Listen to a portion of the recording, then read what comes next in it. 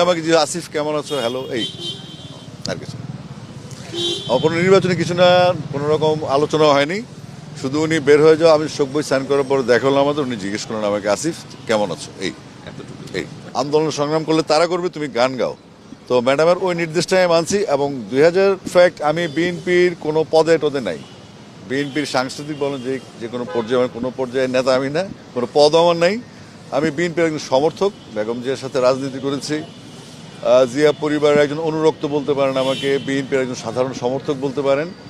আমি একজন diehard BNP fan এবং শোক বইতে স্বাক্ষর করতে এসেছি। বেসিক্যালি আমি সঙ্গীত শিল্পী হিসেবে এখানে, এবং ওনার সাথে আমার যে মেমোরিজগুলো আছে দীর্ঘদিনের আন্দোলন সংগ্রাম কিংবা সভা সমিতির বিভিন্ন পর্যায়ে ওনার সাথে আমার সফর করার সুযোগ হয়েছে। ওনার আদেশ নির্দেশ স্নেহ অনেক কিছু ছিল, তো সেগুলি লিখলাম, একটু হালকা হলাম, এই আর কিছু না। দেখেন, আমার সাথে বেগম খালেদা জিয়া তিনি যখন 7ই নভেম্বর 2024 সালে উনি একটা লিঙ্কে আমাকে ফোন করেছিলেন, এবং 2017 সালে তিনি যখন অন্তরীণ হন তখন ওনার 2 দিন আগে আমি এখানে আসছিলাম।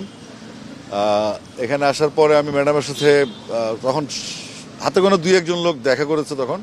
তো আমি ম্যাডামের সাথে প্রায় সেদিন 10 মিনিট কথা বলেছি।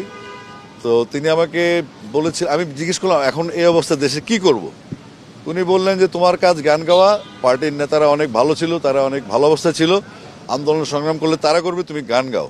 তো ম্যাডামের ওই নির্দেশটা আমি মানছি। এবং 2024 সালের 7ই নভেম্বর যে ফোন কলটা আমাকে তিনি আরেকজন আমাকে ডিরেক্ট ফোন দেন নাই, আর একটা লিঙ্কে ফোন দিয়ে বলেছেন, যেহেতু আমি মাঝখানে জেলে ছিলাম, ম্যাডামও তখন জেলে ছিলেন, তো ডাক্তারদের মাধ্যমে তিনি আমার খবর নিতেন, আমিও ডাক্তারদের মাধ্যমে ওনার খবর পেতাম।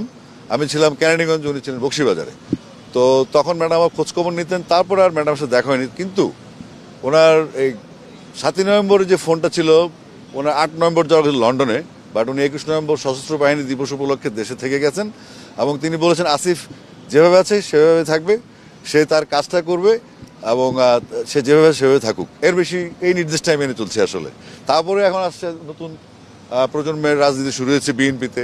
বিএনপি যদি মনে করে যে আমাকে তাদের কাজে লাগবে, ডাকবে। আমি তো সবসময় দলের জন্য নিবেদিত প্রাণ আছি, আর সমর্থক। কিন্তু পদ পদবি বা দলের কাছ থেকে কিছু চাওয়া পাওয়ার নাই আমার।